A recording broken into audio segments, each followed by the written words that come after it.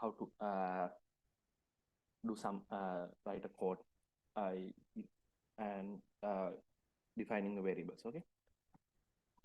So in the last week, you learn how to create a new C file and how to save it and how to execute, compile and execute the program using a command prompt.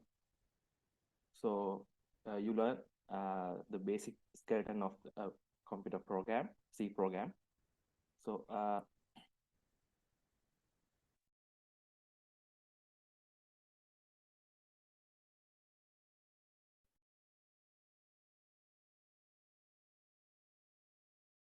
okay, this was like this, right?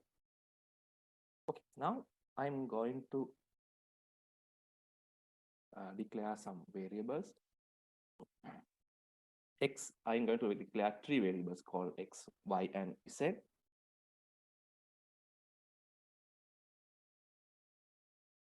So you learn that we can declare variables in two different ways. So like this, or like this, right? Okay, this is one method, and same way we can declare the same type of data variables in a single line. Okay. Now I'm going to assign some values for these variables. So I'm going to initialize, we call it as initialize. So I'm going to store -24 for X, Y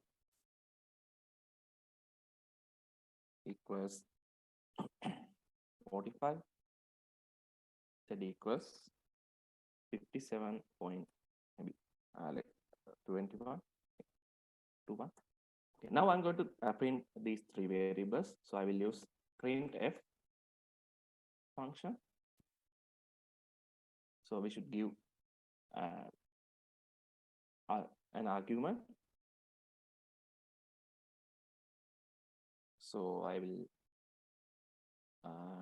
type here X equals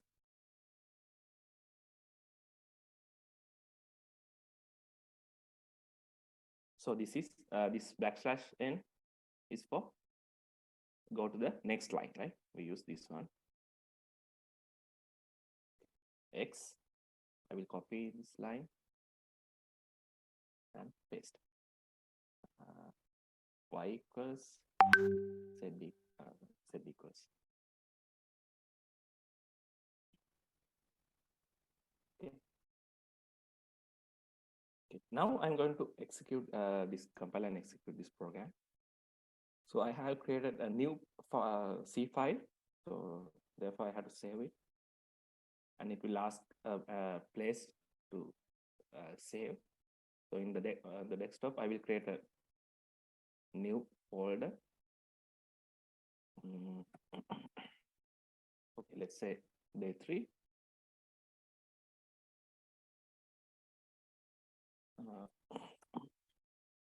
EX_1.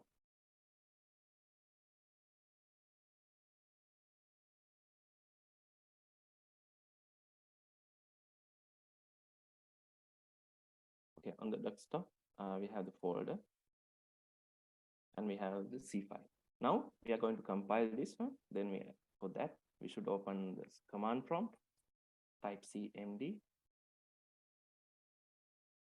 So currently we are in my user directory. So we have to change the directory to desktop. And then we should go to the day 3 folder. Okay, so we can see the files inside this folder using the command dir. So currently we have only one file. Okay. Now to compile this one, we use the command gcc then ex_1.c. Okay, we got some error. So the error is return undeclared. Okay, so I made a mistake. It should be return, right?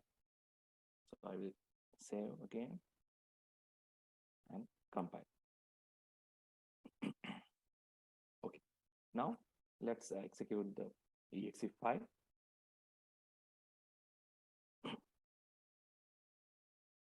So the exe file is a.exe, like a.exe. Okay.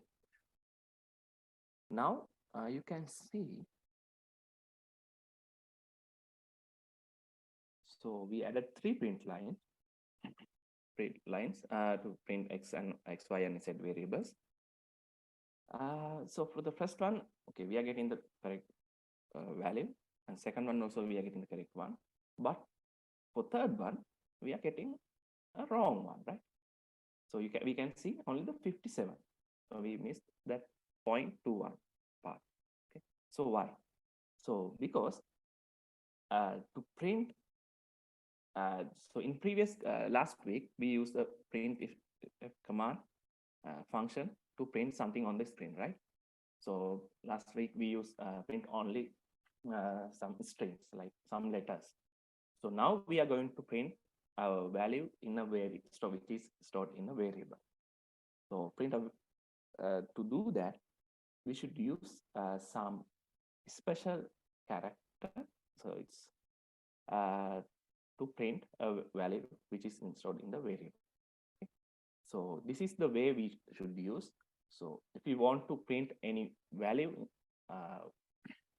stored, which is stored in a variable, using a printf command, we should use this percentage mark and then some additional letters. Okay, so this may be D, F, U, yeah, like there are a few letters. So I will show you how we use this, which letters we should use and how we use. So when we execute this program, when it reach this statement, then first it will print x space equals space, then compiler find this percentage mark. So when compiler finds this percentage mark, compiler knows, okay, now there's something I have to do. Instead of printing this percentage mark, there should be a value to print instead of this part. Okay, then compiler will replace the value of this x instead of this value, and then it will continue printing. Then it will print space, then it will go to the next line, like, and so on. Okay, so so here you can see when we use a floating point number, if we use D, percentage D, what happened? So it printed only the first two only the 57 value 57 instead of this floating point number. So you know, we did some mistake here because we defined the variables as integer, right? Okay, so you know, like in last week you learned, so we have to, when we declare a variable, we should give a data type, right? So I will repeat that part again. Let me.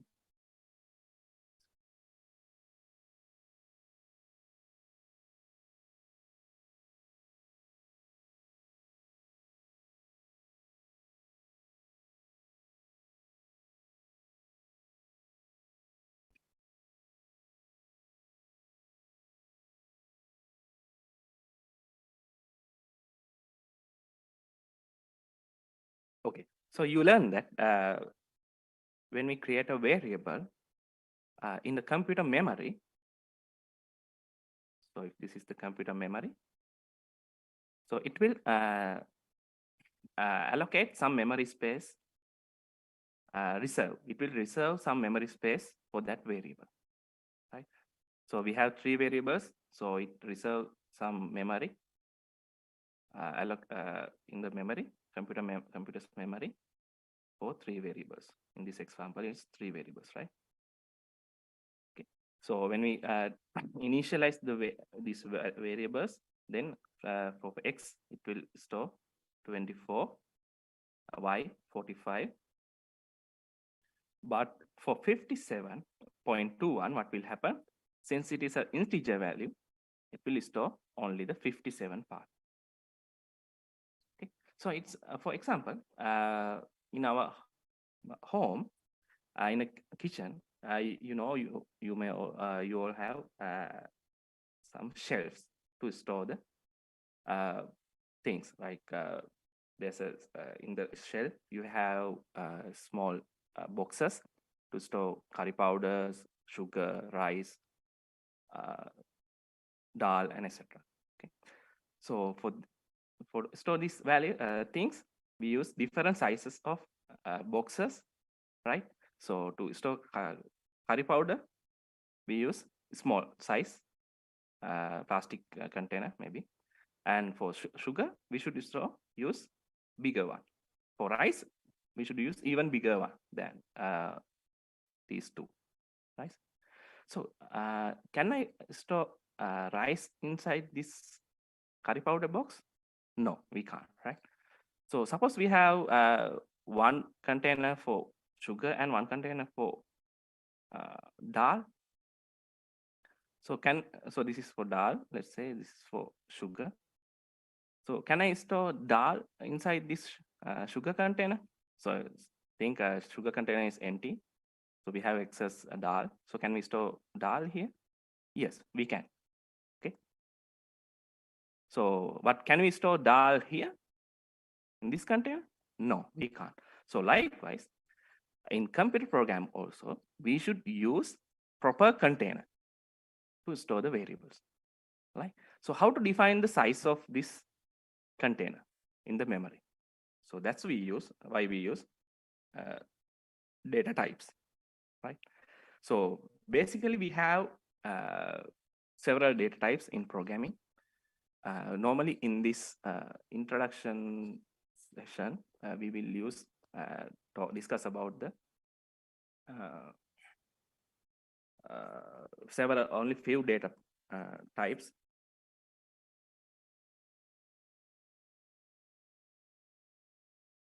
So this is we call primitive data types. So in primitive data types, there are 4 or 5 types.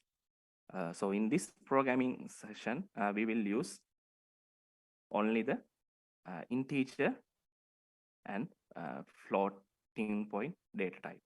Okay. So normally when you write a programs, 90%, more than 90%, we will use only these 2 data types. But there are several data types called double, long. Also we will use character type data type, CHR, CHAR, char data type. Okay. Okay. So now let's change.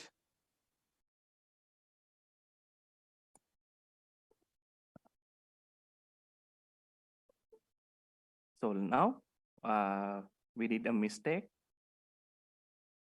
So here we declared this set as integer data type. So that's why we got only the 57. Okay. Now I will change it to float. Set. So now it will store the complete value inside this variable. But okay, let's compare.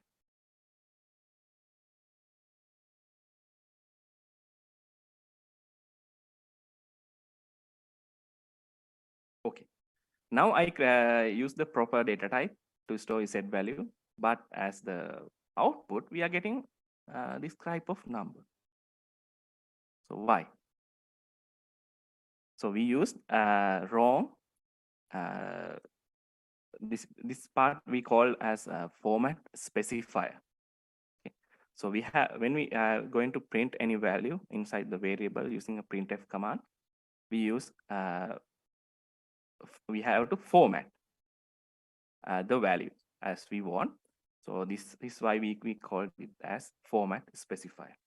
So for this D, we use only for integer type data variables. So we use D for integer data type, but for float data point type, we should use F. Now let's see what will happen.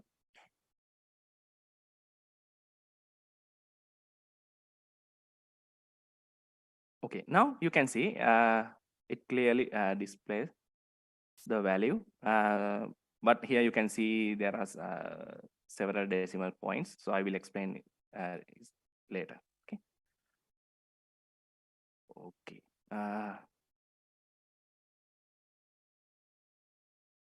Let me open the slides.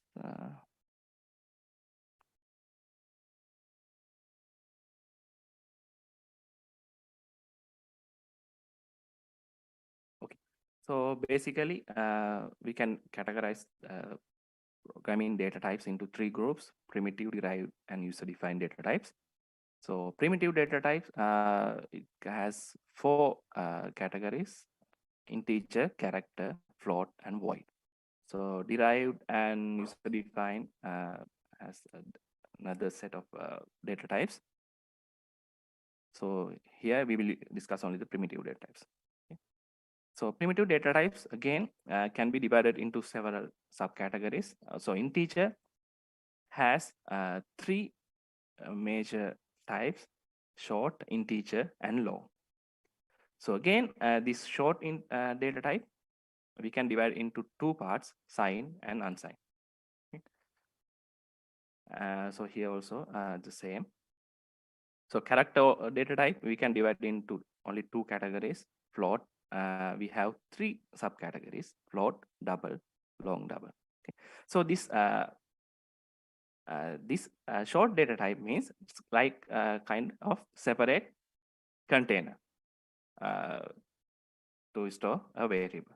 Okay. So integer is another size so all the short, integer, and long has different sizes.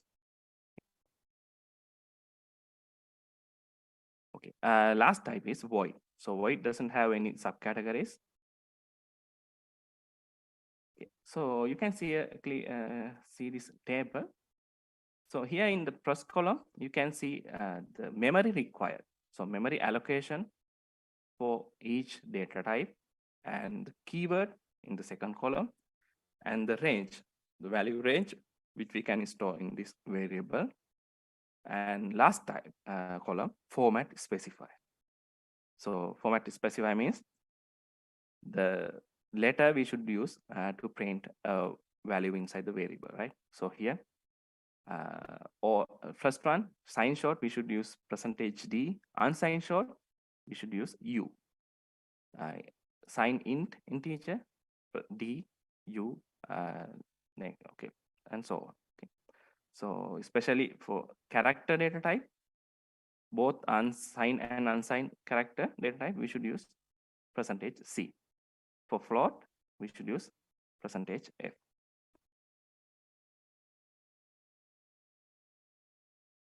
Okay.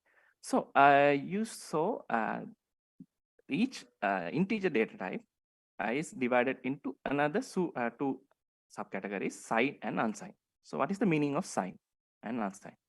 So signed means if we define a variable, so in previous exercise, we define the variable as int, right? Int x, int y, int z. So if we define a variable like signed int or unsigned int, so let's see what is the difference. So in signed data type, signed integer, signed short, signed long, we can store both positive or negative values, including 0. Okay. But in unsigned data type, we can store only the positive values, including 0, right? Okay. There's a question. Oh, Is there any question? Okay.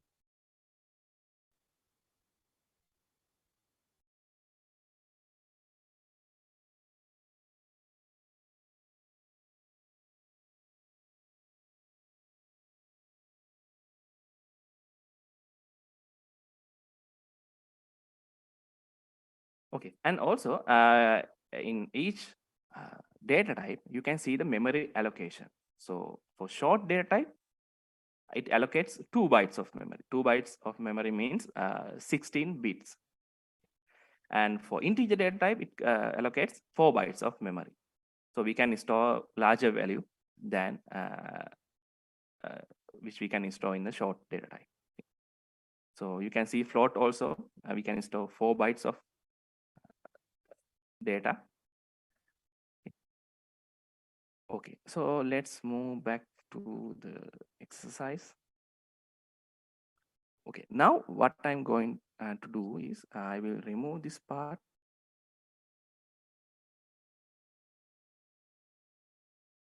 I'm going to declare, okay, before that I have some another thing to show.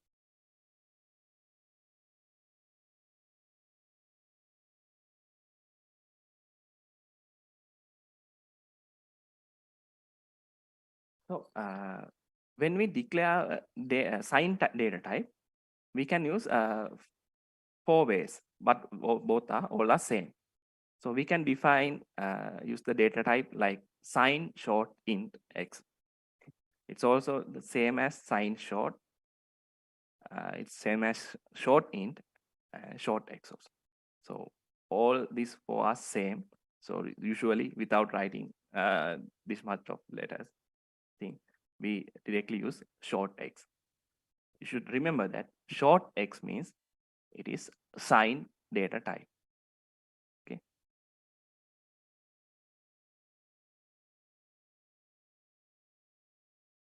So for unsigned data type, when we declare unsigned data type, we have only 2 ways, either unsigned short int or signed short x.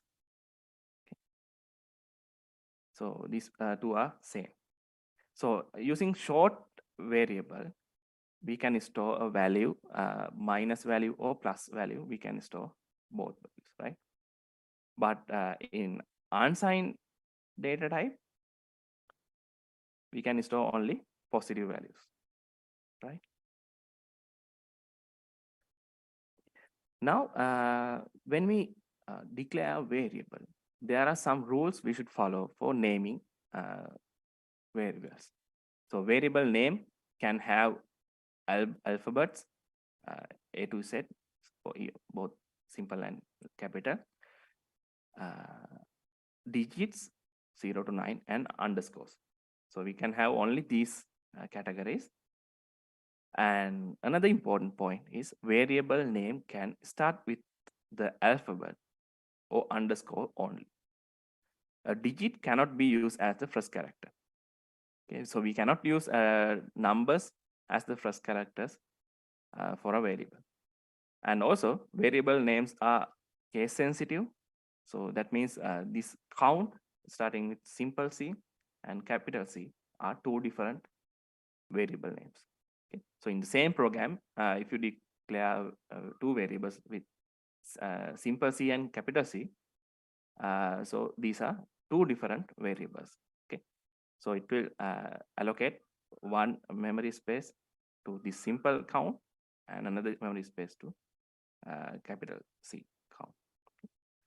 And no white space is allowed within the variable name. So we cannot use spaces inside the variable. So I will show it later.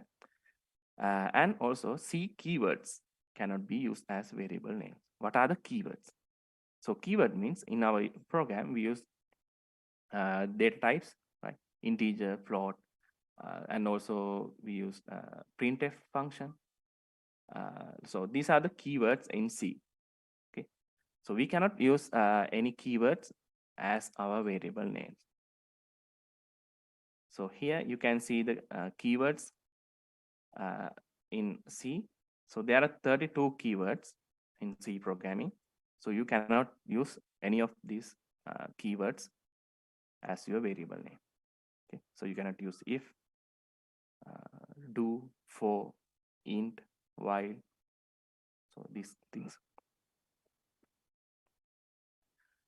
So these are the examples for valid variable names. So we can define a variable like this. This first one is correct. Okay. So second one is also correct. We can start the variable name with underscore. That's okay. So third one is okay, also okay. But okay, let's move to next one. These are the examples of invalid variable names. So we cannot define declare variable starting with an integer number, and also we cannot have spaces here like this, and we cannot use keywords.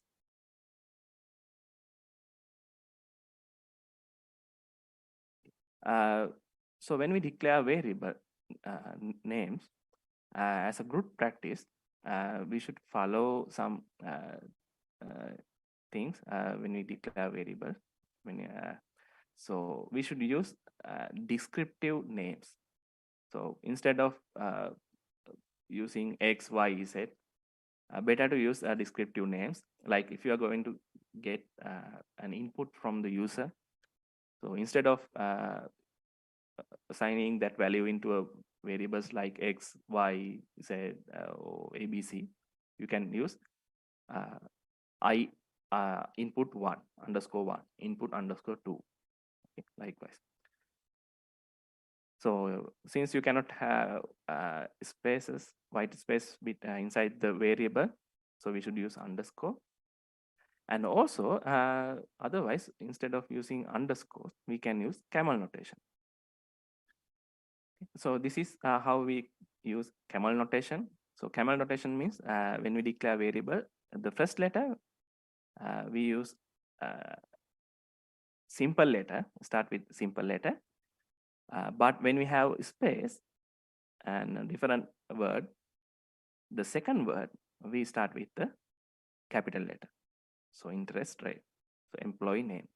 So the thing is, when we go through the code, so you can clearly identify the variable and you can clearly read the variable name, right? If you use a simple R for this rate, then it's difficult to read. So that's why we use camel notation. And also variables must be declared before using it. Otherwise it will give errors. Use the appropriate data type for the variables.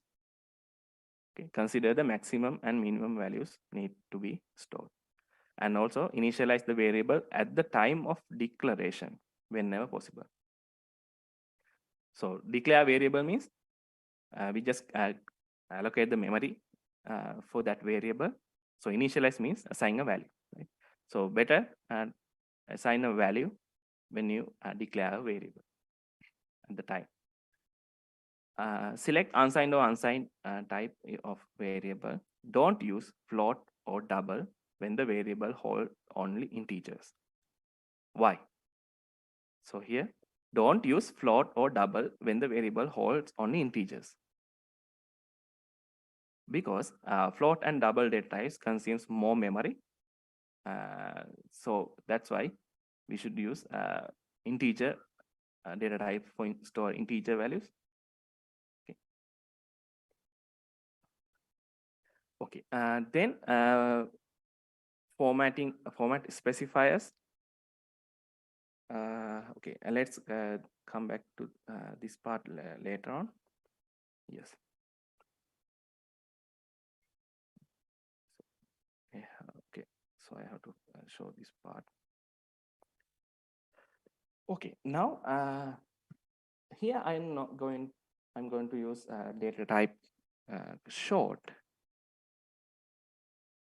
So short data type.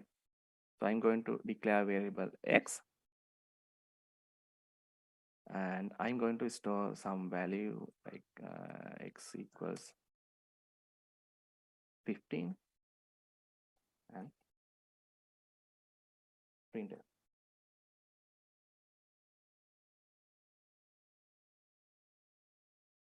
So here, instead of adding any additional letters, words, I will directly put percentage D, because short is an integer data type. So we should use D as the format specifier.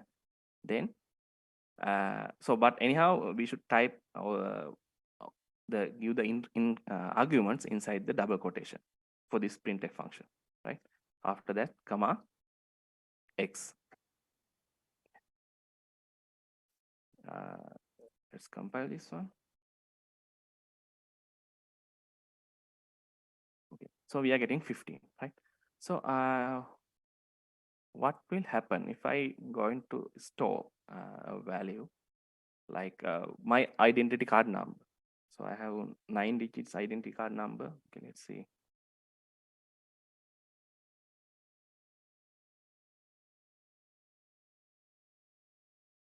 Okay, let's say this is the identity card number. So without V, only the number part. So now let's compile and see what will happen. Okay, so we are getting a warning for overflow in implicit constant conversion. Okay, we are getting only the warning, not an error. So we can execute because it's already compiled with some warnings, but we can, so we have the exe file. So here, what will happen? It displays the wrong value because you already learned that short data type can store a value up to 2 bytes. So using 2 bytes of memory, we can store a value within the range of this range. So if you are using sign short, we can store only a value between this range. Okay. If you are using unsigned short, we can store a value between this range. Okay, because here we use sign short, right? So this if you use directly short, that means sign short. So then what we should do? So let's change the data type. Now we have to change the data type because we cannot use short data type to store this value. Then I will change to int. And let's compile. Okay, now we are not getting the warning, and the value is we are getting the proper value.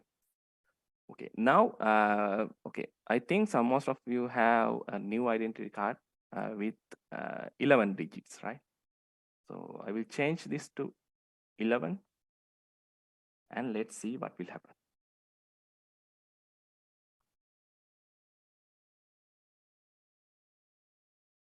Okay, again we are getting the same warning. Okay, we are getting the wrong value. So how to avoid this one? I'm not going to explain that part in this session.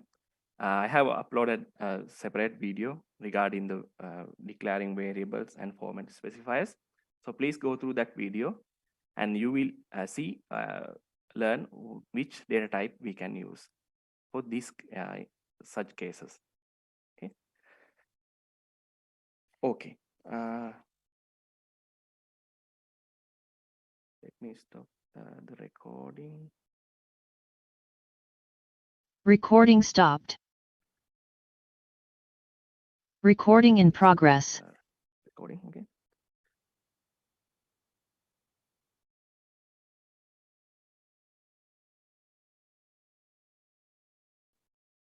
Okay, now let's go to another exercise.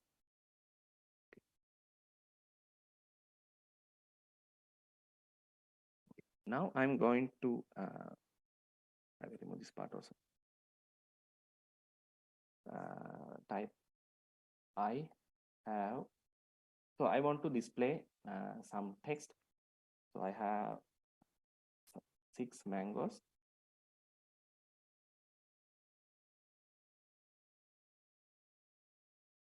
So if we compile this, so we are getting yeah, we are getting the output properly. So now if I want to instead of this one, I can, if I use this one,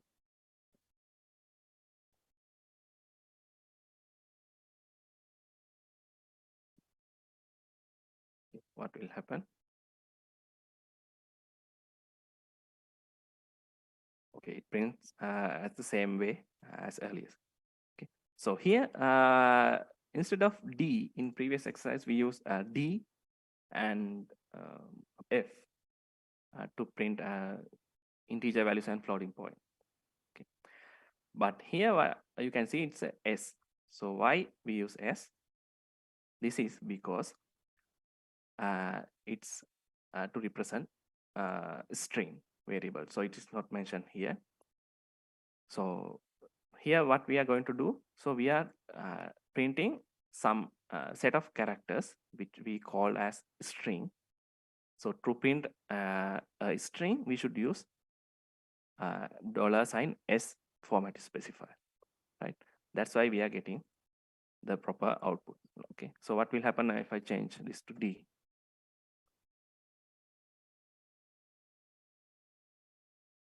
Okay, compile. So it's giving a wrong thing because D is a integer value. So what will happen if you use D? It will convert that string mango into a integer value. Okay. So I can change the string inside this double quotation. When I change this one, then it will update this field with that new string, right? Okay. So here you can see when we pass any string value, we put this string inside the double quotation. So it's a rule. So when we use string or character, every time we should put the string or character inside the double quotation. But if we want to pass a value like this, we should not put inside the double quotation. So for value, integer or float, we should use like this.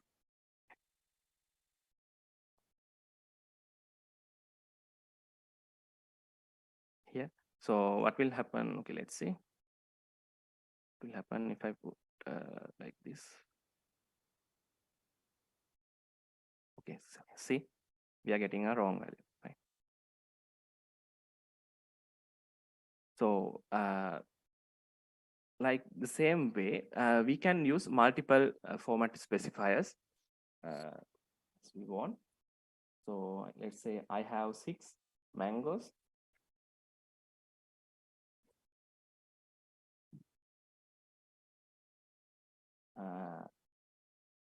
And 5 oranges. So for oranges, I will use another format specifier. So if we use 2 format specifiers, after this comma, we should give the first string, which is going to be replaced with this one. And then again, we should put a comma. Then we should give the second one. Oranges, like this. So when it prints, it will replace mangoes with this part and oranges with this one.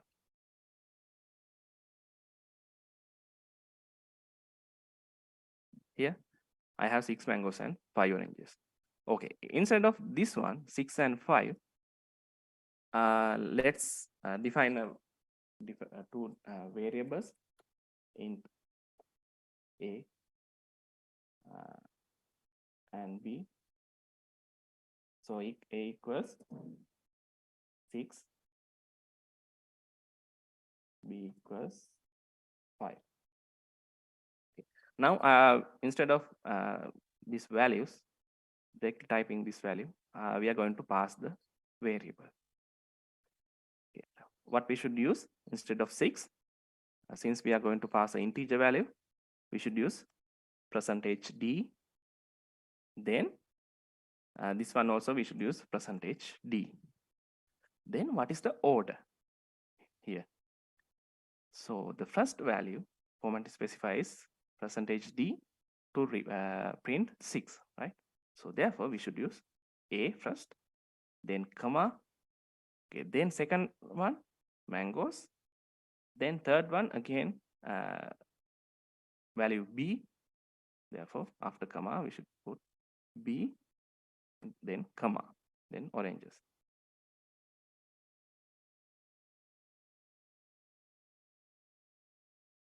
Here you can see, I will be precise, I have 6 mangoes and 5 oranges, right? Okay, so this is how we can use format specifiers and data types. Okay.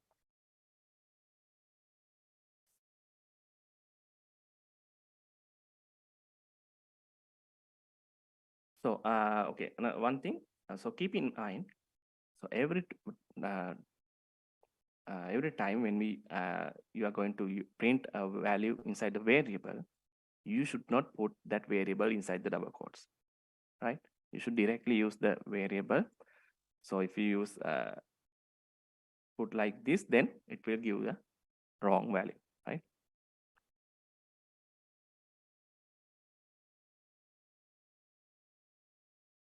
Okay, so okay.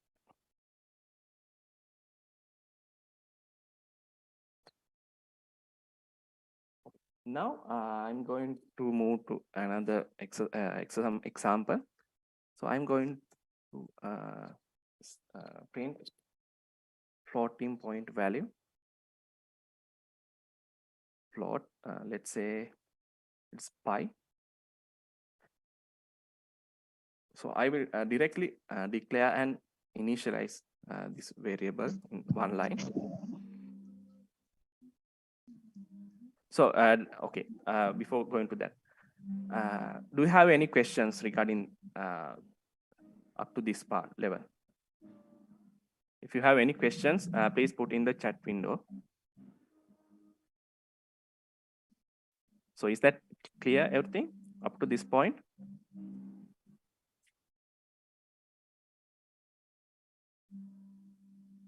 Okay. Okay, let's define it as 3.1442. So I'm going to print the value.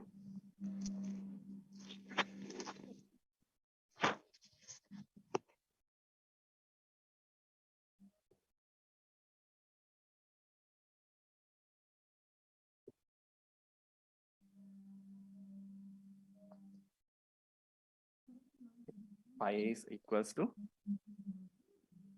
we should use F to represent floating point pi, right? So I will compile and execute the program. Okay, now here we gave only 3 decimal places, but we are getting here 6 decimal places. So how to remove this last 3 decimal places? So for this one, we use formattings. Okay. So we should use formatting. Okay, like I will show you an example. If I, instead of directly putting F, if I use this one, 0.3, so let's see what will happen.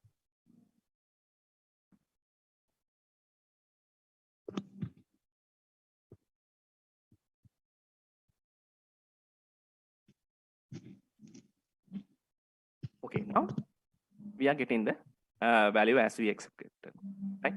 So this is we call formatting. So here we can format the output value as we want. So here this decimal point represents this decimal point.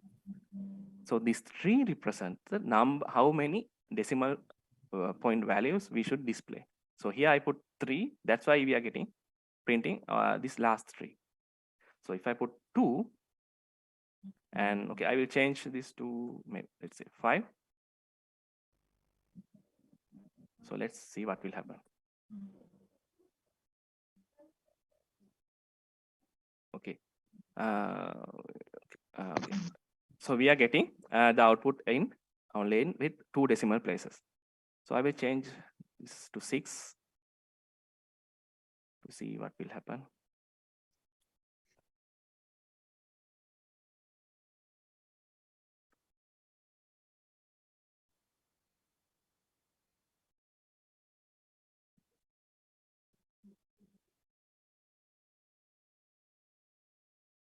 Here you can see, so we gave the value as 1.4.6, and we use this formatting 0.2, and then we are getting the value and 3.15, not 14. So when we use the formatting, it will round off the value. Okay. So this is what I want to show you. Okay, then let's see another examples. Like I will define another variable, int val equals 51. Okay, I will correct this to correct value. Okay, instead of this part, I will directly print the values. I will use /n, \n for the next line.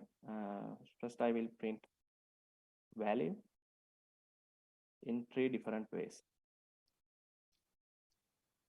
So first one, I will directly use %d. Second one, I will put 3. Third one, I will put 0, 3. And I will copy the same thing. I will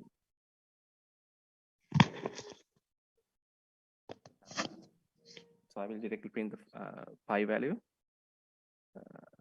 Okay, so I will print in D using the wrong formatting, and then check formatting, then 3F,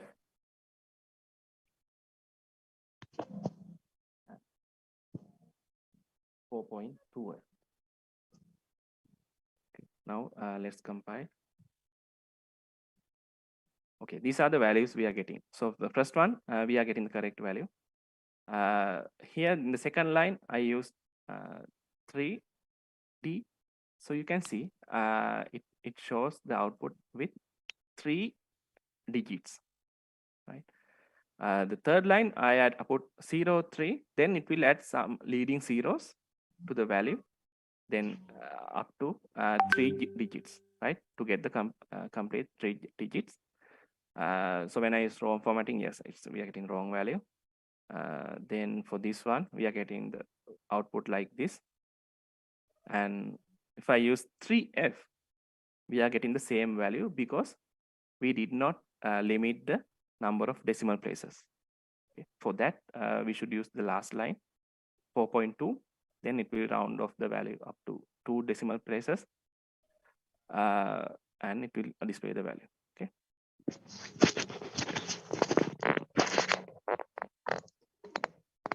Okay. Now let's move to the next part of the this lecture. So up to this level, only what we did was we wrote several programs to display a value as an output, right? To display a value on the screen. So this is not the usual program we should do.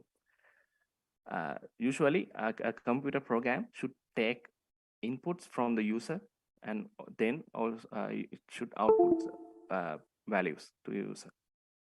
So up to now, we only output the values to user. We did not take any input from the user because we define all the variables. We initialize the variables inside the code. So this is not the way we write a program. So now let's see how we can take and get an input from the user. I will remove lines. Okay, I will define a variable called a. Then I will print that value. Value a is a. Okay. Okay. This is our typical printf function. So now, okay, let's execute this one first.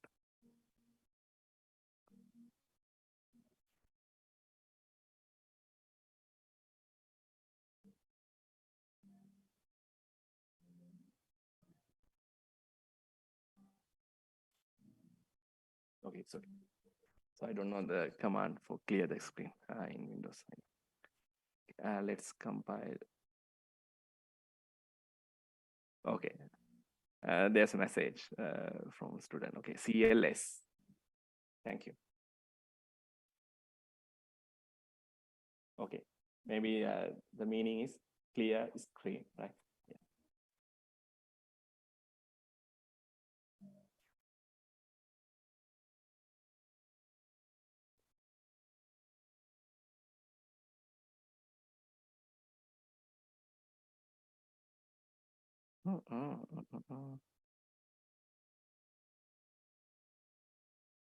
Okay, it's giving an arbitrary value. Okay, I don't know why. Okay, to get an input from the user, we should use another function called scanf. Scanf. So this is the function we should use to get an input from the user. So this scan function also defined inside the library file stdio.h, because this is standard input and output header file, right? So let's see how to give the arguments. So for scanf function also we should give an argument. So I will show you how. Okay. I will type here. So the idea is we are going to get an input from the user because so we are expecting an integer value, and we are so the value which is given as an input from the user, we are going to store it under the variable a. Okay. So when we use the scanf function, every time the first argument we should put inside the double quotation, and we should put only the format specifier. So we cannot put any string here. So we should put only the format specifier. And after the comma, we should give the variable name. But keep in mind, instead of variable name, we should use some special character. This is ampersand. And symbol. We should use and we call it an ampersand. So before the variable, we should use an ampersand. Okay. Otherwise, it will not save the value under this variable. Okay. So you will learn this thing in next lectures. So we call it as a pointer. Okay. So actually, what will happen is if you use this ampersand a, it will store the value which is taken from the scanf function under the address of the variable. Okay, so I'm not going to explain this thing, then it will difficult to understand. Okay, this is how we should define a scanf function. Now, okay, now we can have the same printf line. So when we execute the program, let's see what will happen. Okay, now I execute the program, but it is waiting without printing anything. So why? So when we execute the program, when it execute this line 7 scanf statement, so actually it waits for a user input. So that's why we are seeing this blinking cursor. So we should give an input. So let's give 8. And once we press enter, so now then it will proceed the program and it will print the output. Okay. So this is how we use scanf function.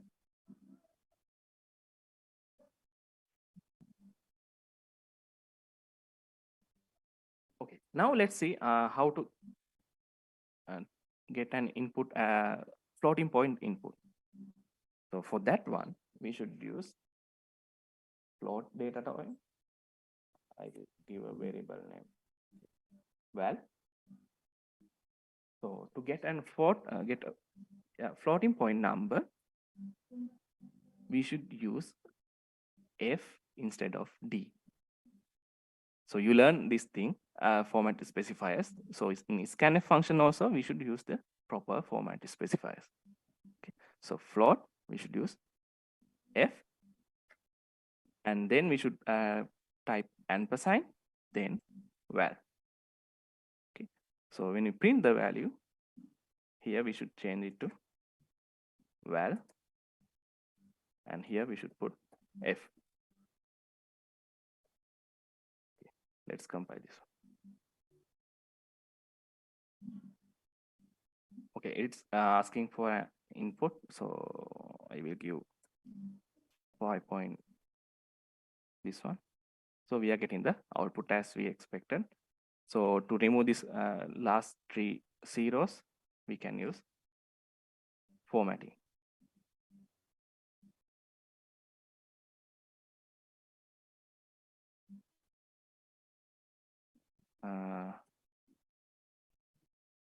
Okay, now we are getting the correct output.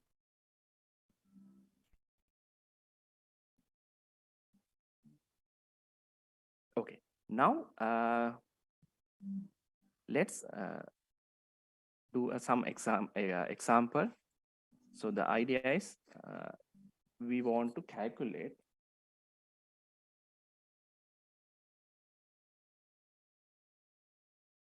the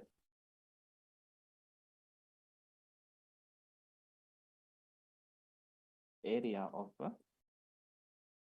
rectangle. Okay. So the exercise is calculate the area of a rectangle. So what are the steps we should use? So let's draw a flow chart for this one. So if you draw the flow chart for this one,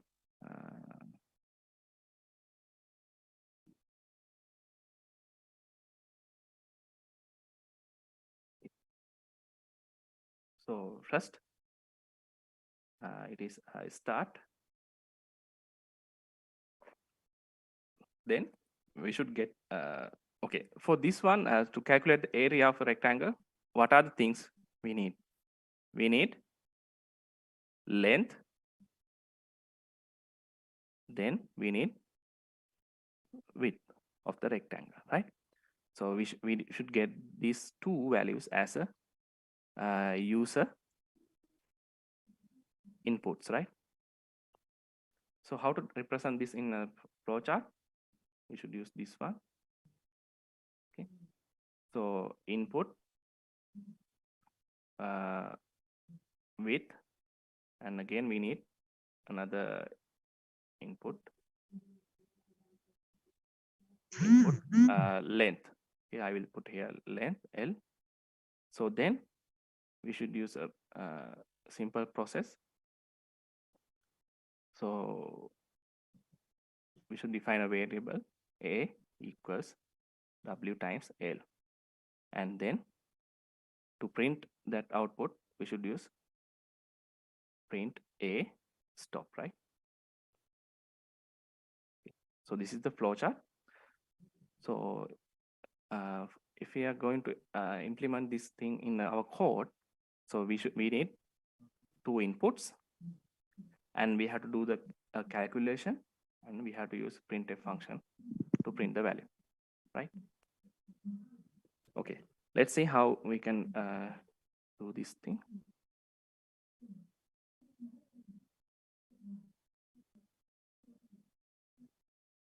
Okay, first I will define two variables, so called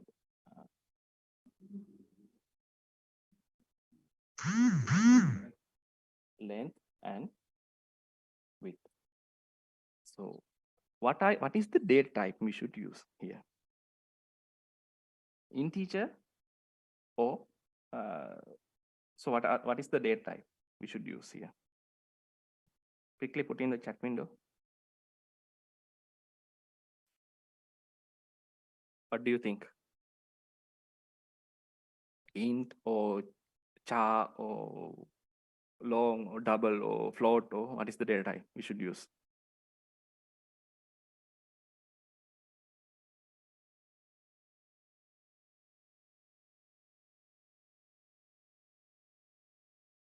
Okay, someone says int. Okay, one student said float. Okay. Okay, there's another answer, unsigned float. Float. Okay. Hurry up, quickly put your answer in the chat window.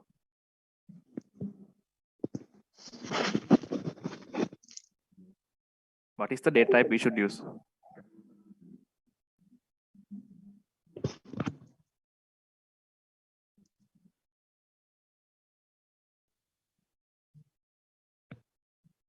Okay, so here,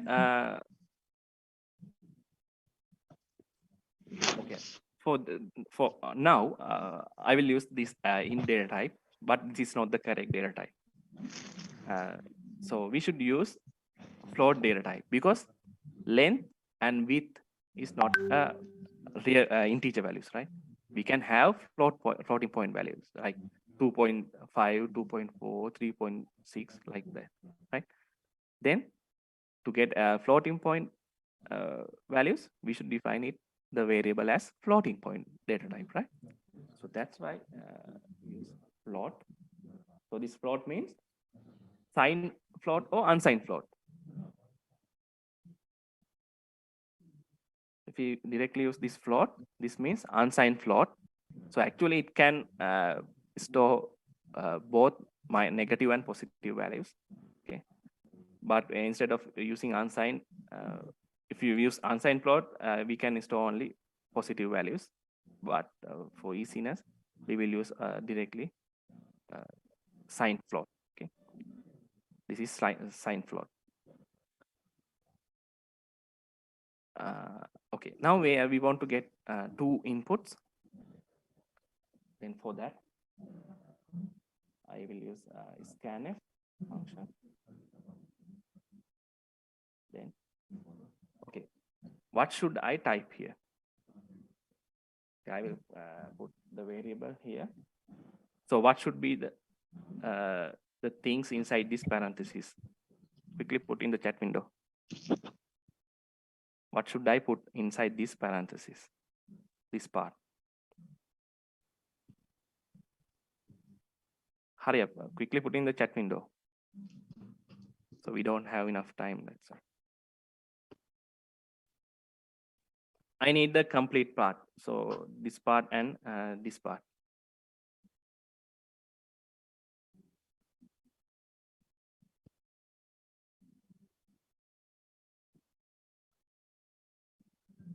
So please answer, because I already have uploaded the videos, like short videos about regarding these lectures, right?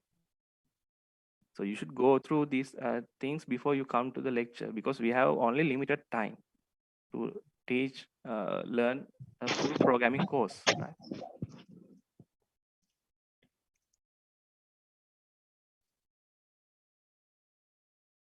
So I receive only one answer. So please answer.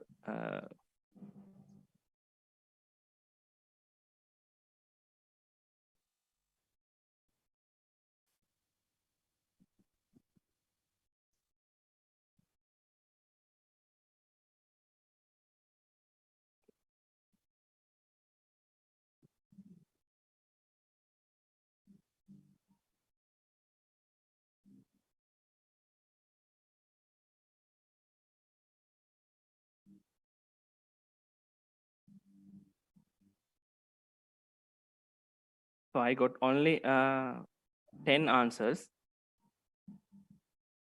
So how about others? What should I put instead of this part inside the parentheses to get an input from the user?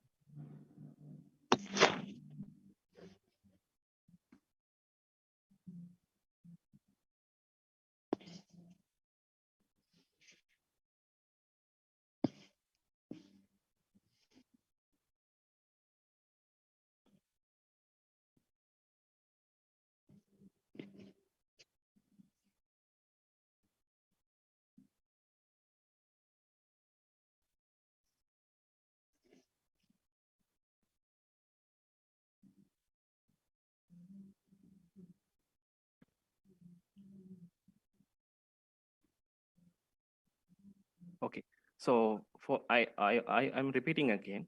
So for printf function,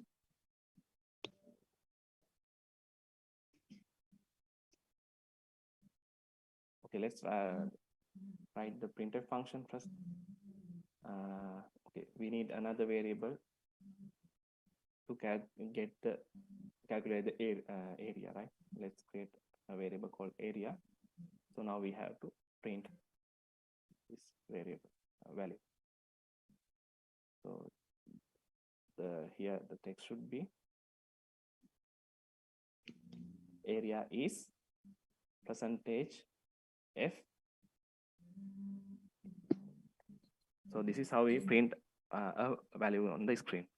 But in the scanf function, we should not put any characters except the format specifier. අපි මේකේ scanf function එක ඇතුලේ කිසිම characters additional ඒවා use කරන්නේ නැහැ. Or you should use only the format specifier. Okay, otherwise it will not work this function. Okay, so we cannot use scanf function to print something on the screen. So suppose if I put like this, input length. If I put like this, what will happen? It will not work. Okay, because this is we cannot print anything on the screen using scanf function. We can only get the input. So therefore we should not put anything. We should only put the format specifier. Okay, and after that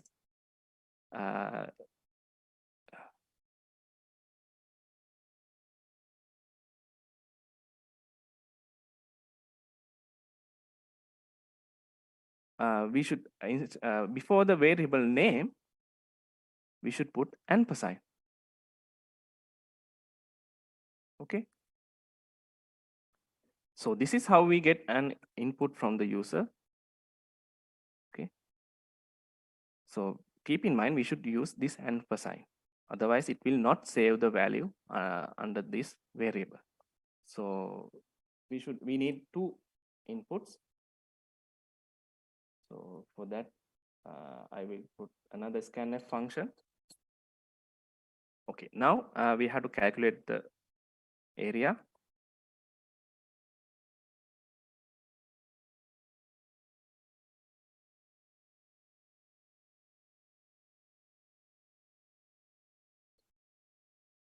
Okay, when you write a code, so the same thing I can write like this, right? So then, but instead of this one, I put some spaces over here, only for the clarity of the code. Okay, so better to use spaces in proper places. Then when you can easily identify the issues, errors in your code.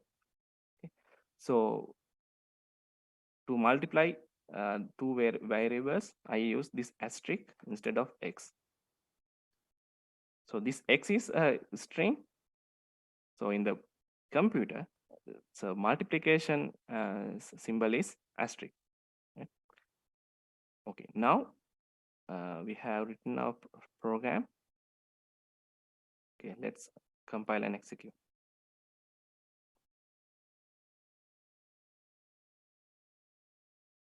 Okay, now without asking anything. It is waiting for an input. So I will give 5.9. So again, it is waiting for an input. It's expected, right? Okay, now it prints the area. So this is how we can write a program. Okay, but there are some missing things here. So when we execute the program, so here for in user side, user will get confused because it is waiting for some input, but user doesn't know what should be the input, right?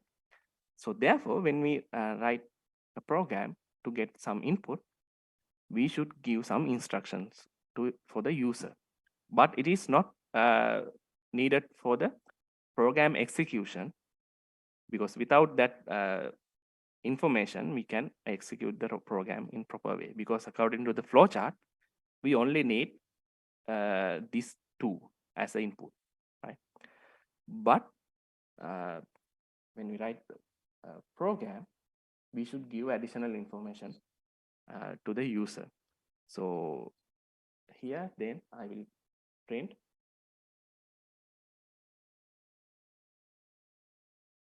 enter the length.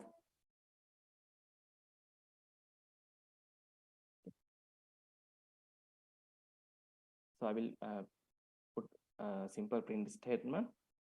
Then after this one, before getting the width, then I will put this text, enter the width. Okay, so let's compile this. Sorry, it's waiting for some. Let's compile the program. Okay, so it is asking for an input, enter the length. So I will type here. You can see there's no space between the value. Okay, but I will give the values. But we are getting the output as we expected, because I put the printf statement, and after that I put scanf function. So here what happened was, so the cursor is here next to the length, right? So if we want to move the cursor to the next line, then what we can do, we can put \n. Also here, also \n. Then when we compile it,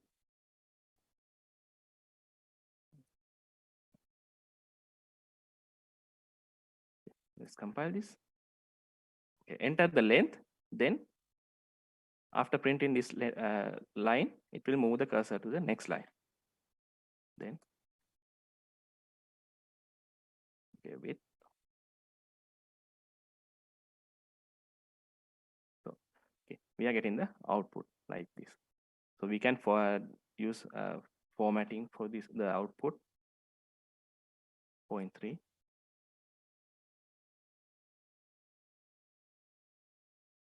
Okay, there's a question, what is the difference between these two types? Salima, can you explain? Because your question is not clear to me.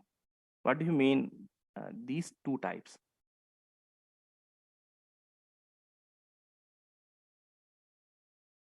So if you have any questions, please put in the chat window, or you can unmute your mic and ask.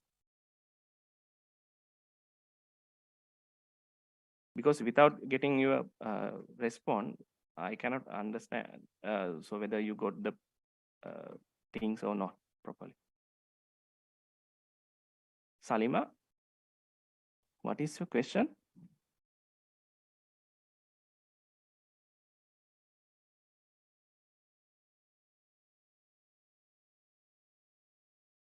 Recording stopped. Recording in progress. Salima is saying at first you type only one print.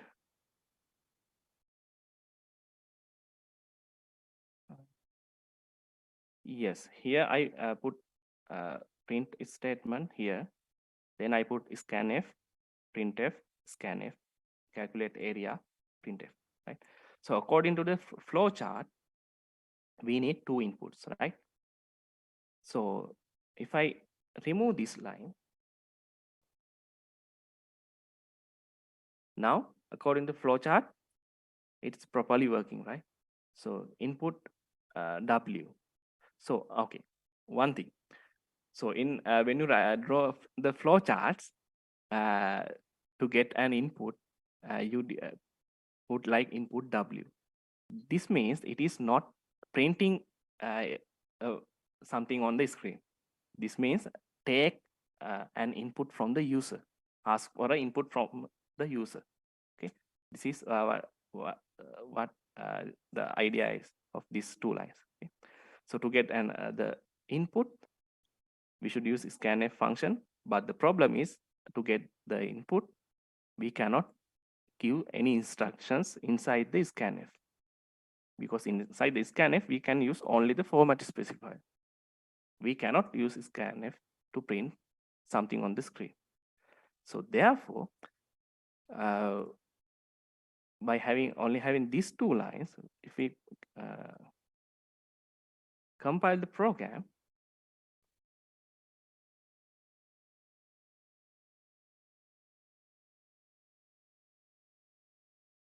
so what will happen? So without looking at the code, so suppose you are the user.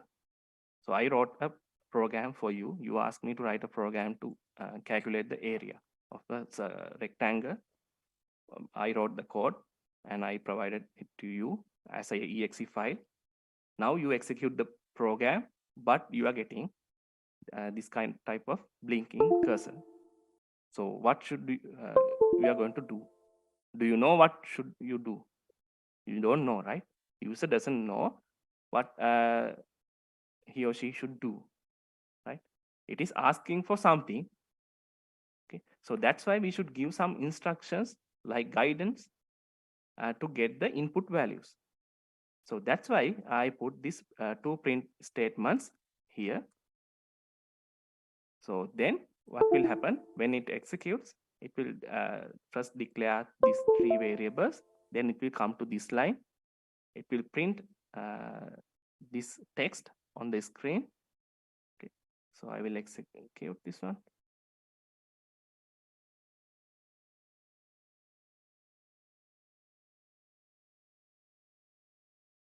Okay, now it is asking enter the length. Now for the user side, user knows, okay, I should input the value as a length for the length, right? Okay, now again it's asking for the width. Now we get the output. So that's why we use this additional printf lines in our program. Okay, is that clear, Salima?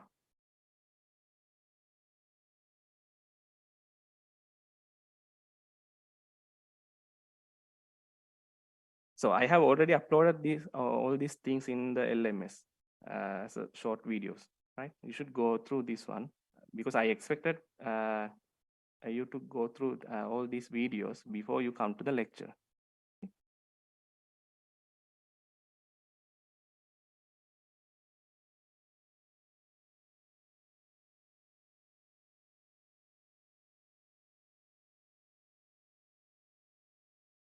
Okay, so I wanted to show you another thing.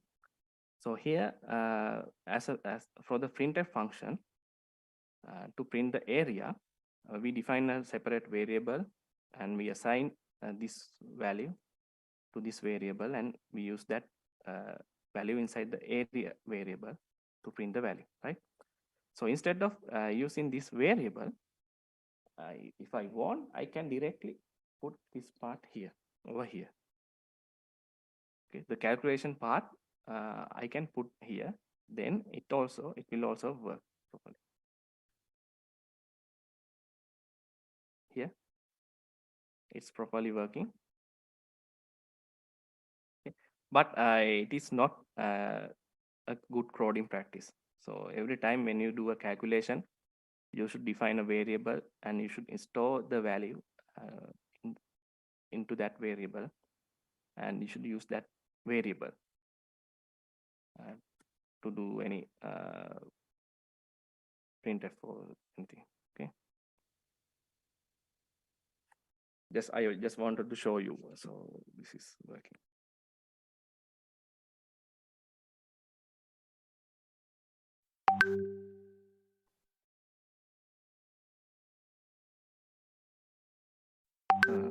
Okay.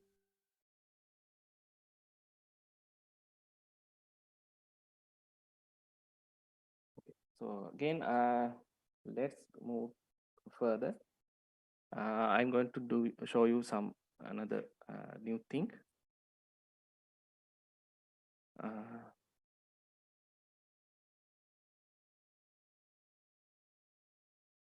Okay.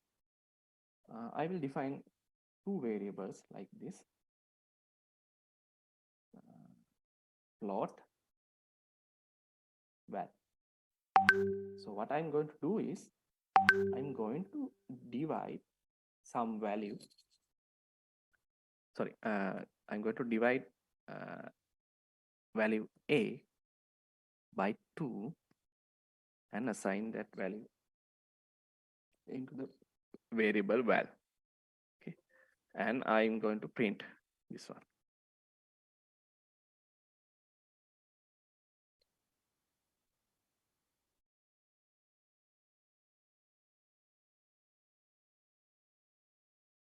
Okay, to print floating point value, we should use f, then plus double quotations, then val. Okay. Now I will initialize the variable with value 5. Okay. Can you tell me the output? So can you tell me the value of this val variable? Quickly put in the chat window. So after this calculation, what is the value of this val variable?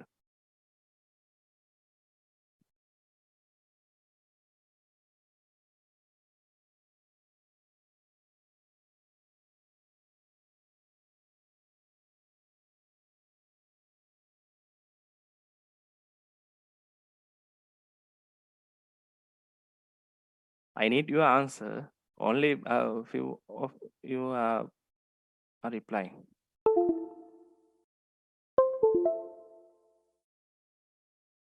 Because I keep these recordings because I can record, save all this chat window. Then I have the complete chat window because I have to produce this one, chat window and recordings. Okay, so therefore I need your response. So I'm asking what is the value. I don't need the output of this print statement. I am asking the value of this val variable. Okay. Okay. Most of you, not all of you, saying the value is 2.5. Okay, let's see.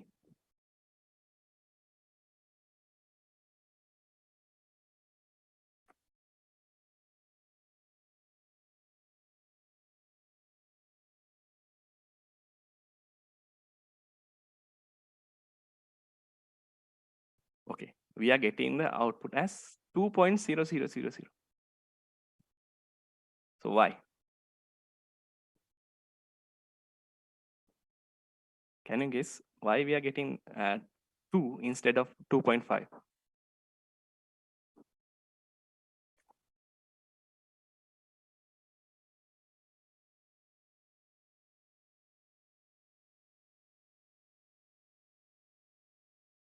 Okay, so this is because, so here you can see we use division operator, division of, yes.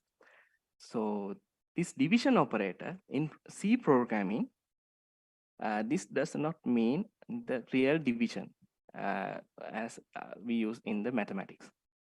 So here, when we divide a value, suppose divide 5 by 2. So this is 5 is integer, 2 is integer. So we call this as a integer division.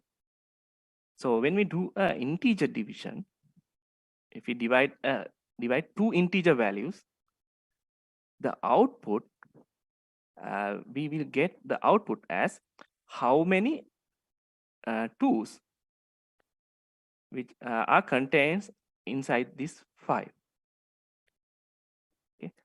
Suppose I will change this to 9.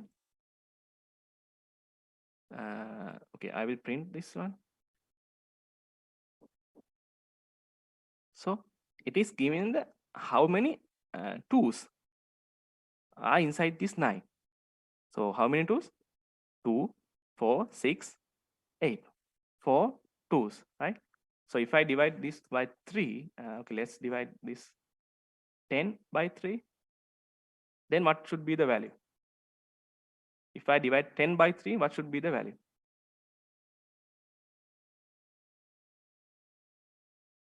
It should be 3, because there are 3 3's inside this 10. Okay, so this division in C is not as the same, not as same as the mathematics. Okay, so we call this as integer division. But if you want to get the correct answer, what we can do is there are different methods we can use. So you are getting this type of value answer only when you are doing the integer division. So if you do all integer division, you will get this answer. But if you do a floating point division, then you will get the correct answer. So I will change this 3 to 3.0 and let's see what will happen. Sorry. Here, now we are getting the correct value. So this thing is only valid for integer division, but for the floating point division, we are getting the correct value. Okay. So this is one way of doing this thing. So instead of 10, I will put A again. So now if I put A divided by 3, then what is the output? It should be 1. But if I put 3.0, I'm getting the correct value, right? So this is one way of doing this one. Again, there's another way.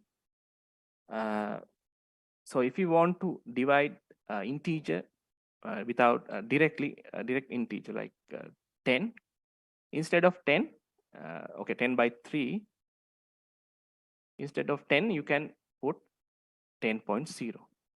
So if you put 10.0, this will also work here. So the requirement is to do the proper division.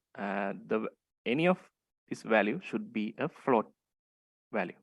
Okay. Otherwise, there's another option you can do.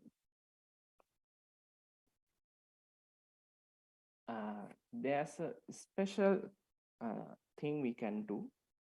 We call it as type casting.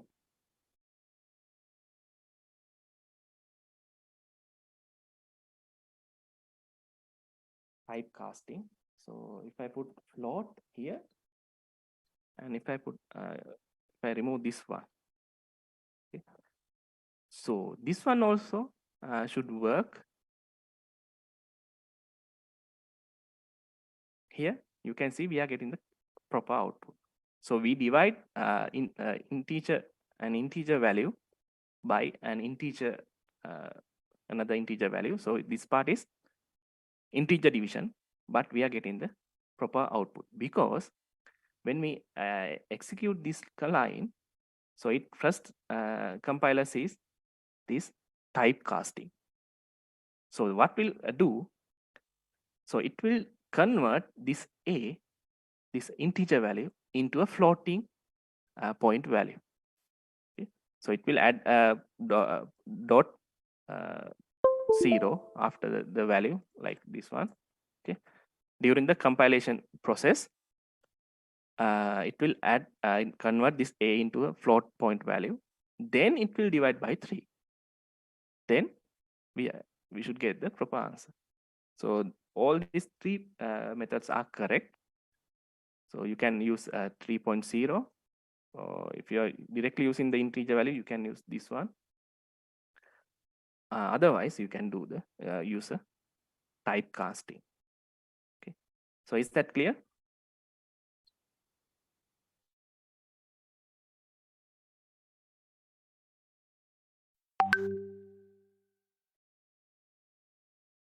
Okay. So there's another thing I want to show you. Okay. There's another operator called, so this multiplication, division, we call it as operators, mathematical operators. So plus, minus, so these are mathematical operators. So in under mathematical operation, we have another one. This one. This is also in as an operator. We can use this one. This is remainder operator, mathematical operator. So we can, let's see how we can use this one. So, well, I'm going to use this one by 2. So let's see the output.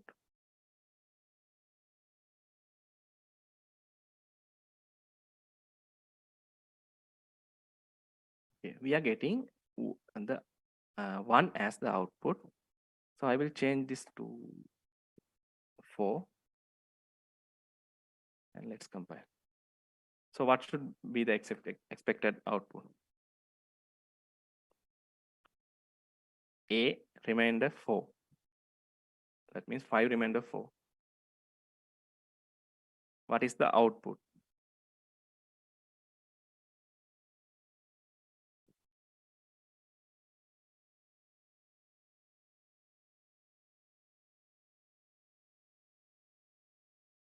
Okay, let's see. It is 1, right? If I use 3,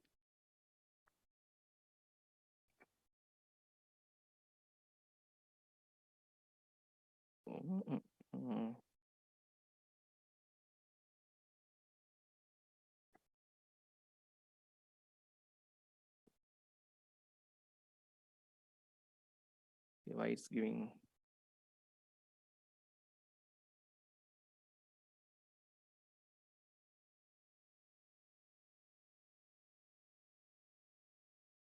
Okay, it should be 2. Let's change this to integer value.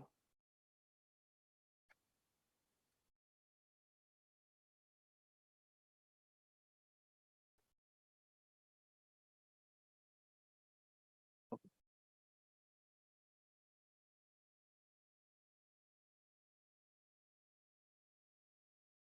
Okay, I think I did not save the program. Okay, so when we get the remainder of by 3, then we are getting the 2, because this remainder means it will divide the value a by 3 and it will give the remainder part.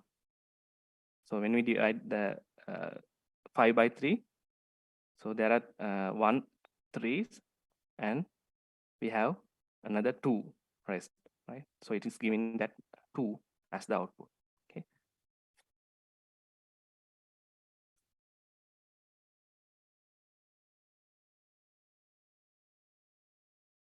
Okay. Now I have another question for you. So suppose I have a mathematical equation like this. Result equals 3 plus 5 divided by 2. Give me a second.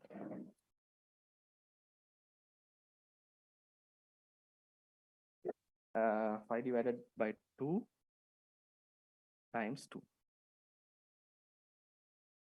Okay. Can you tell me the output of this operation?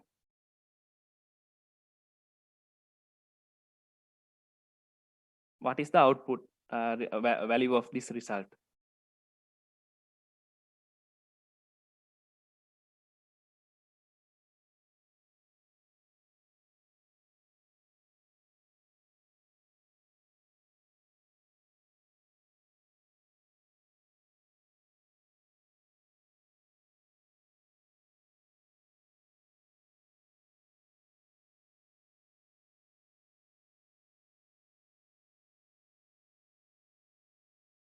Okay, some of you are saying output is 7, 8, 11, 2, 8, 8, 7, 7, 8, 8, 5. Okay. Okay. Let's see what is the value.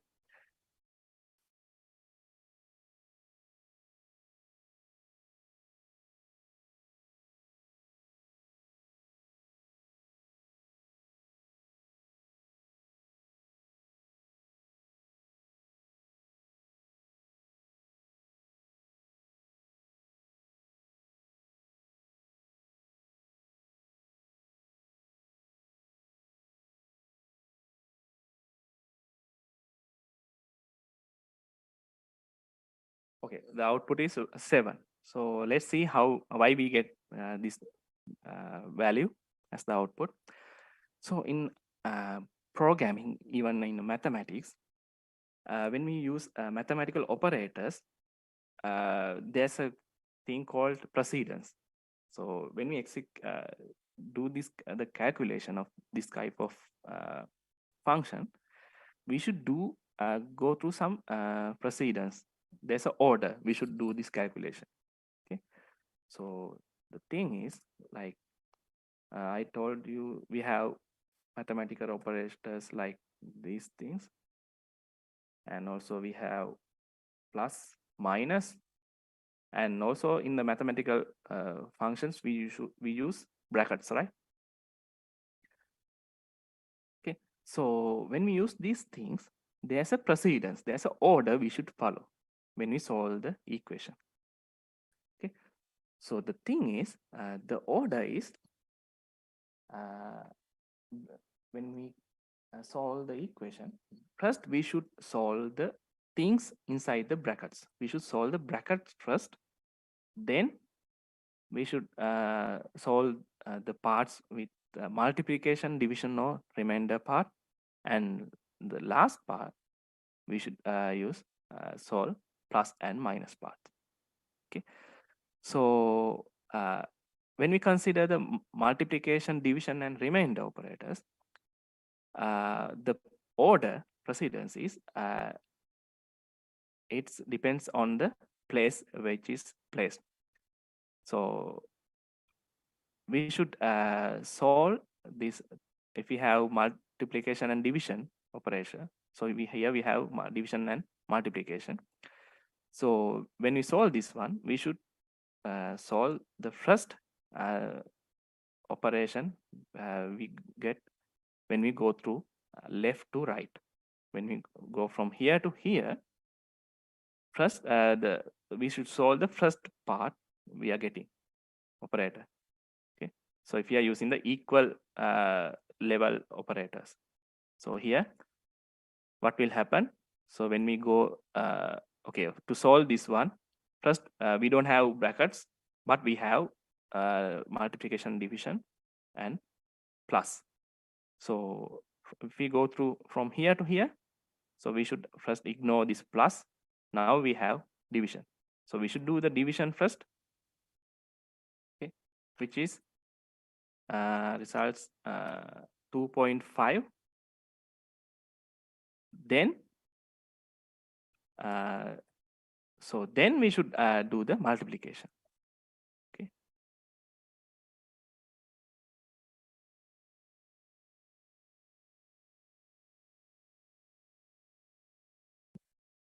So 2.5 multiplied by 2, 5, then plus 3. Okay, what is the value we are getting? 7. Yes, that's correct. Okay, value is correct.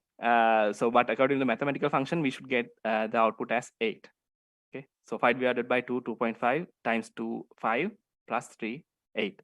But here we are getting the 7 because we did integer division. So the result of this part is 2, right? So 2 times 2, 4 plus 3, 7. Okay. Okay. Now I will give another example.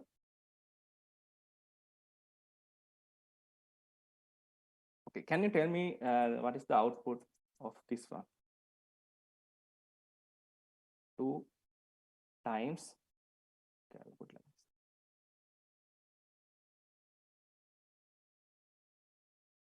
this. 10 plus 8 divided by 2. Okay, this is one bracket. Okay, this is another bracket. This is another bracket. Okay, so what is the output of this value? Output value of the result variable.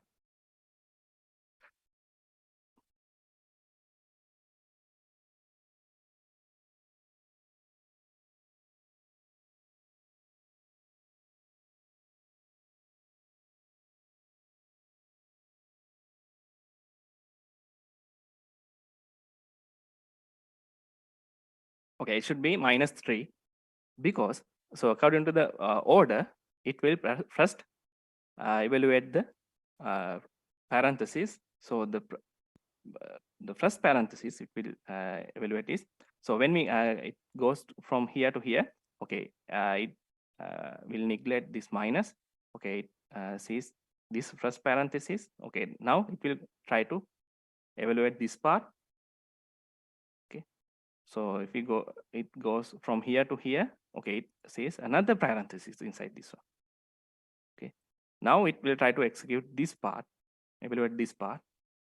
Okay, when it tries to evaluate this part, it will see another parenthesis. So then first it will evaluate this part. So 8 divided by 2, 4, 4 plus 10, 14, then 14 times 2, 28, then 25 minus 28 minus 3. This is how we get the output. Okay, so is this clear to everyone?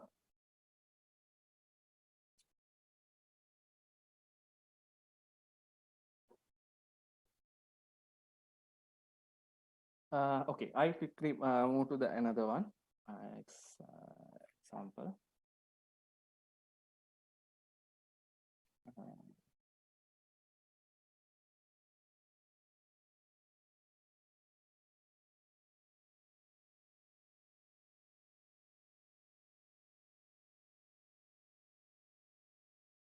Okay, before going, without going to that part, okay.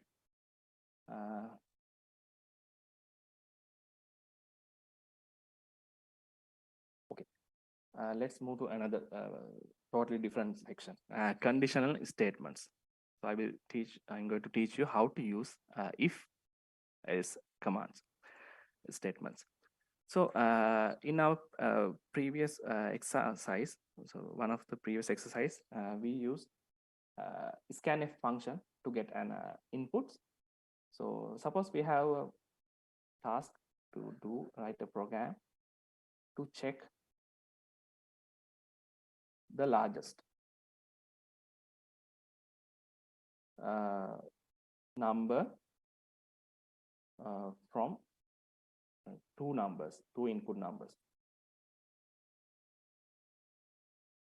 Okay, this is the task. So then for this one, we should get 2 inputs from the user, and then we should compare those 2 numbers and we should print the largest number. Okay, so for that I will define 2 floating point date variables, num1 and num2. So I will use the scanf function percentage f, comma, ampersand num1, num2. Okay. Okay. So this is how we get take in two inputs. Now what we have to do, so we already took the two inputs from the user. Now we have to compare. So if we draw the flow chart for this one, what it looks like. So we have start here. We take num1, then we should take num2. Now to decide the largest one, what we use, this conditioner. We should check the condition. So if num is greater than num2, sorry, num2, if it is yes,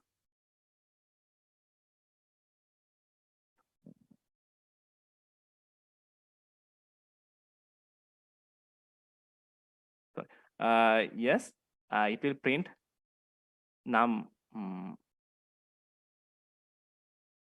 as the output, otherwise num2 as the output, right? So when we write code for this one, we should use a special thing we call conditional operators, conditional condition statements. If so, we can use if condition like this. So inside the this is how we write the if condition. So inside the parenthesis, we should give the condition. Okay. So we should check the condition here, and the output of this part will be a Boolean value, true or false, 1 or 0, right? So in this case, to compare these two values, so we should use num1 greater than num2. Okay. So the meaning of this statement is if num1 is greater than num2, so the result of this part should be true or false. So it checks whether num1 is greater than num2 or not. Okay. So if, sorry, we should not put a semicolon here. Okay. So if this is true, what we should do, we should put brackets, and we should print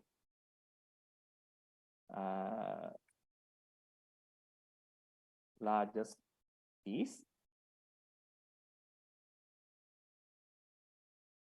num1. Okay. So let's execute this program.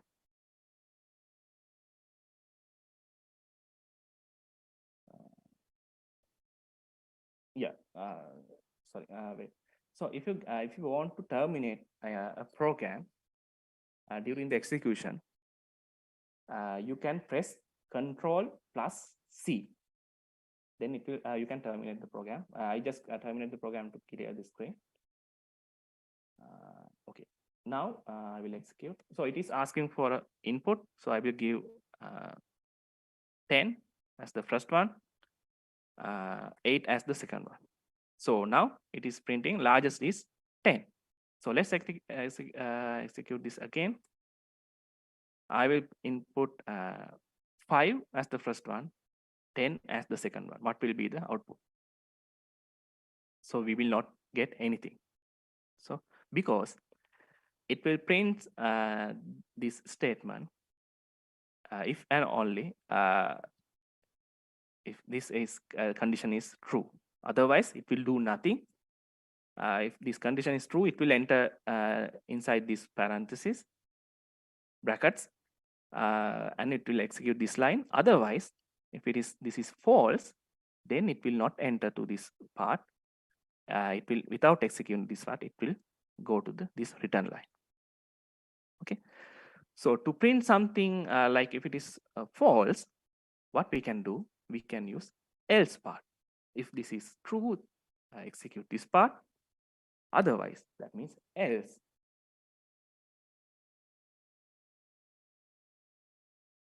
Printf num2. Now let's execute this one. Okay, now I will enter 50, 80, and 50. Okay, largest is 80. Again, I will execute the same program. Now I will input a smaller number for the first argument, 10, 25. So now largest is 25 because we put else part.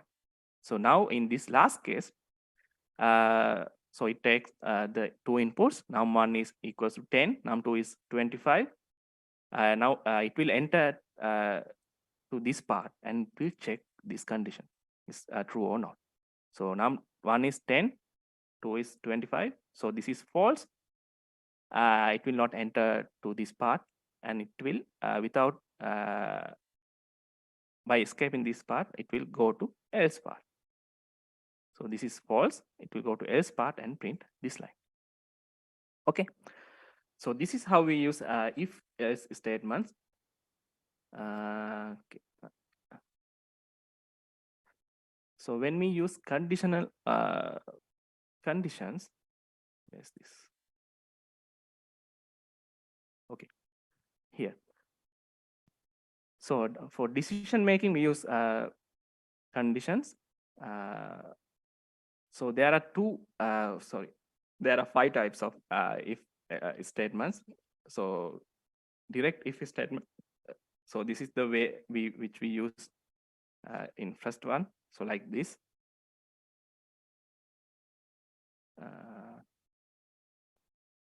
So the second one is if else statement. So this is the one we use, if else. And third one, nested if.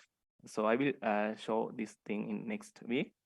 And else if statements and switch statements. Okay. So yes. So this nested if means inside one if condition, we can put another if condition. We can check another if condition inside these brackets, right?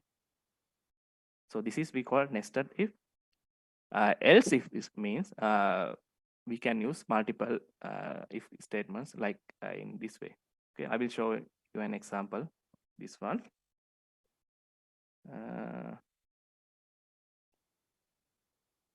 Okay, there's another thing I want to show.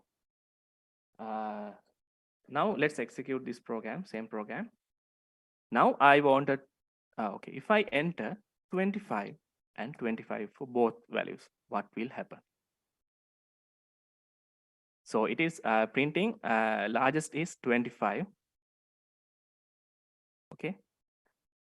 But this is not true, right? These two are equal. So we should print something. We should not print largest is 25. It should be we should print like both values are equal. How we get this part? Because of this else part. Because it will check num1 greater than num2, then this part will become false, and it will directly print this line. So instead of this one, what we can do, we can use nested if condition. So I will use if. Now if this is false, that means num1 is not greater than num2. Then what we can do, we can check num1 if num1 less than num2 or not.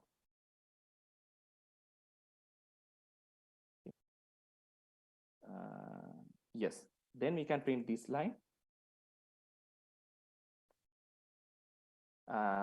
Again, we can use else.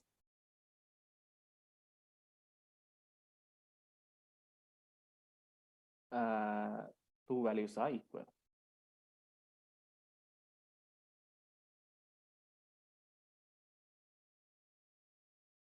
We can print like this.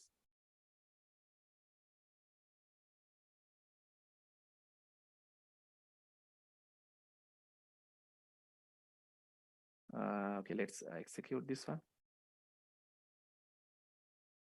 Okay, it's asking for two values. I will put 25, 25. So now you can see two numbers are equal because inside the else part, again, we use if condition. We check whether the value is num2 is less than num1, then that means num2 is greater than num1, then we print this one. Otherwise, two numbers are equal. So the same thing I can write like this. Instead of using if condition inside the else condition, I can use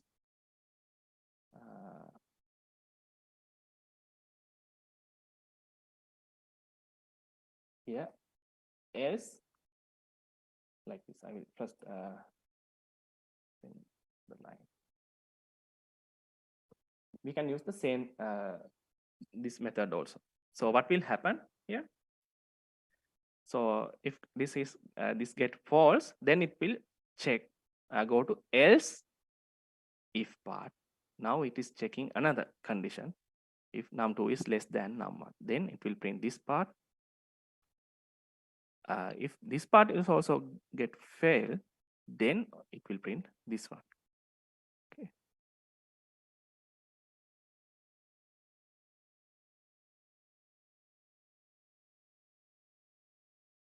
Two numbers are equal.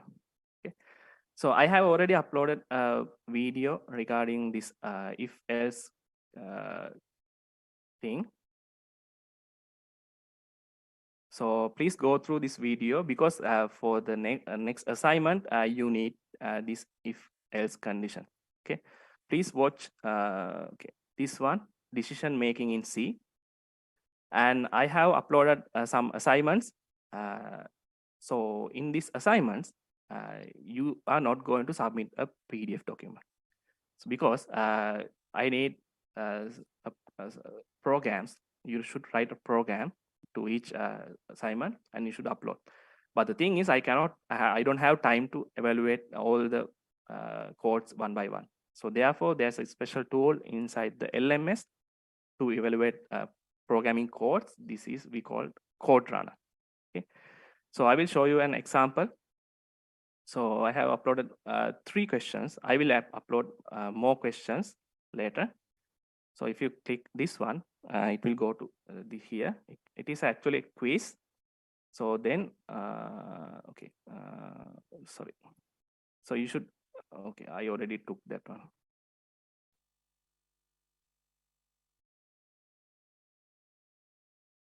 Okay, you can click preview quiz now here.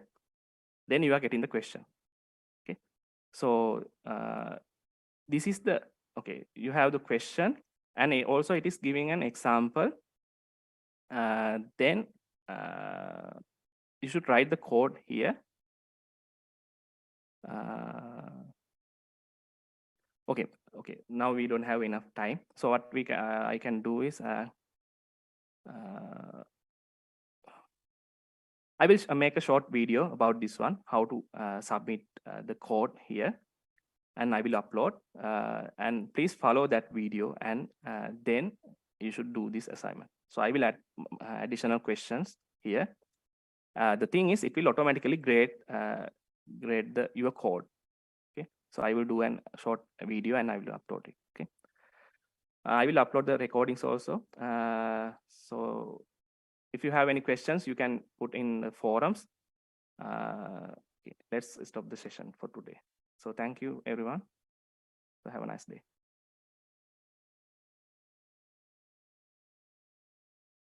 Recording stopped.